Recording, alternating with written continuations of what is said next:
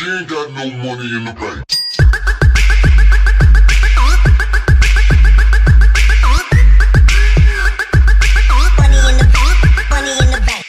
What is going on, guys? Jack95 Gamer here, and I'm back with a brand new episode of FIFA Past versus Present, and I'm going to do a bit of an FA Cup special today, considering it is Blackburn Rovers versus Stoke City in the FA Cup. I thought we'd do these two sides and see how much they have changed over 5 years.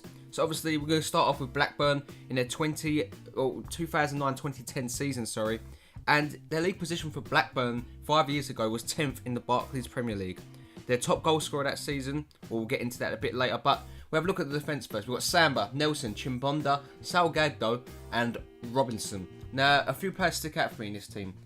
Robinson, Samba, what players they was for Blackburn in the Premier League, and they was incredible players. And this defence conceded 55 goals that season. Not bad for a team in 10th place, but, you know, they should be doing a little bit better maybe. So, you know, not too bad. Anyway, that is the defence. Moving on to the midfield, guys, we have got Pedersen, Dunn, and Nzonzi and Brett Emerton, all really good players in their prime.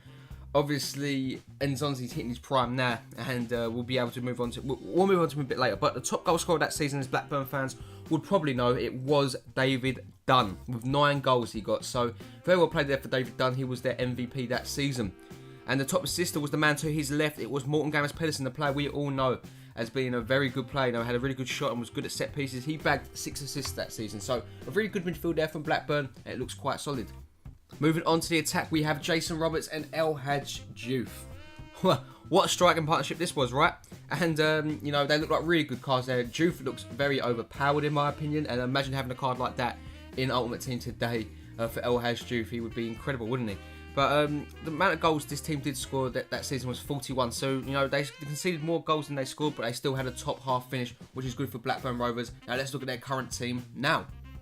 As you can see, here is the Blackburn team now, and it looks rather weaker.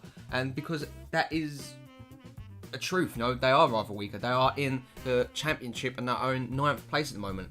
And obviously, they've been trying for a while since they got relegated to get back into the Barclays Premier League. But, you know, nothing's been given just yet. Hopefully, we do see him back in there. But, you know, there is a player that has remained there, and it is Paul Robinson. And, you know, they look really good. They look really good this season. So, Paul Robinson's a very good player. And, you know, maybe it's time for maybe Jason Steele to come through the team. But, you know, so far this season, this team has conceded 40 goals. And, you know, Baptiste is in their former Blackpool player, obviously in the Premier League also. And hopefully we see Blackburn back where they deserve to be. You know, it feels wrong. You know, they had won the Barclays Premier League obviously before, and it'd be a shame not to see them ever come back into the Premier League. On to the midfield of Blackburn Rovers, and as you can see, we've got King, Dunn, Kearney, and Marshall. Dunn, obviously a survivor of that team 5 years ago. Really good to see there. As you can see, King's got an inform as a striker, but he does usually play left mid for Blackburn, I do believe. Correct me if I'm wrong. Now, the interesting thing, the top assister of this team is Tom Kearney, and he has a total of 5 assists already this season, so very well played for him. He's looking like he's going to be a quality player, the Scot man. So, yeah, you know, he's a really good player. And that's all for the midfield, you know, so, you know, it's taken a massive hit in quality, but David Dunn's still there, which, with his 32 pace, he's still rocking it, ain't he? Moving on to the attack. On to the attack, we do have Jordan Rhodes and Rudy Gestede, I want to say, Gestede. I'm not going to say his name again, but he is the top goal scorer, Rudy, with 12 goals this season. He's been an absolute force with Blackburn, and hopefully his goals will be enough to try and fire him into them playoff spots. You know, they're not too far off. They've scored 40 goals this season as a whole, this team, and Jordan Rhodes, obviously a player we can't ignore. He's been linked with numerous moves to the Barclays Premier League, and, you know, he's a quality striker, and he did, you know, I really do have respect for him for staying with Blackburn, and hopefully he does get firing back into the Premier League. So we're going to wait and see. But anyway, guys, we're going to move on now, looking at the Stoke City team of 5 years ago. Well, look at this Stoke team from 5 years ago. They finished in 11th place in the Barclays Premier League, and here is their defence. We've got Sorensen in goal, Shawcross 74, Wilkinson 68, Danny Higginbottom 73, and Robert Hoof 75. That season, they conceded 48 goals, but a league position of 11th is rather respectable as they finished one place below Blackburn Rovers. A very good defence there, guys, and it has changed a whole lot since, well, in 5 years, hasn't it, really? Moving on to the midfield, guys, we have got Everton, Whitehead, Whelan and Rory Delap, the absolute legend with his throws. Rory Delap was known for his long throws into the box, guys, and that kind of made Stoke a tall team, really. From set pieces, they was so dangerous with Rory Delap in the team. That season, their top goal scorer was Matthew Everton with 5 goals, who recently arrived from West Ham United. And also the top assister was Matthew Everton with 9 assists. So very well played for him. He was an incredible player for him. And from FIFA 10 he only went up, and he stayed as a goal player, I believe, since he did actually be forced into retirement this season. So Matthew Everton was a really good player, had a really good career, and it just proved it there for being one of Stoke's most valuable players into the team. Moving on to the attack, we do have Ricardo Fuller and Tunkai. What a team this is. Ricardo Fuller spent most of his career, well, not most of his career, but he spent a large chunk of his career at Stoke City. Tunkai, I believe, spent a couple of years there. So this team scored 34 goals between them, and I'm sure Fuller and Tunkai bagged in with a couple. And that's the Stoke City team, guys. It looks quite good. Now let's look at their team now today.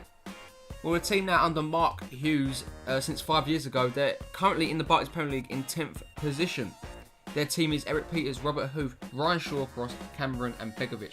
Huth and Shawcross still in the team. Begovic was in that team 5 years ago, but he wasn't their first team goalkeeper. But look how much 5 years can do to you. 82 rated goalkeeper, incredible. Also Shawcross from a 74 to a 79, ain't too bad either. Ain't too shabby, really. So far this season, they have conceded 33 goals.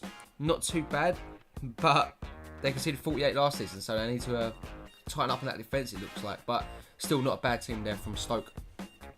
Onto the midfield, we have Arnautovic, Sidwell, Ireland, Nzonzi and Moses. I would have put Bojan in there, guys, but unfortunately he is ruled out for the rest of the season with injury, so I've stuck Victor Moses in there, and because he is an important player.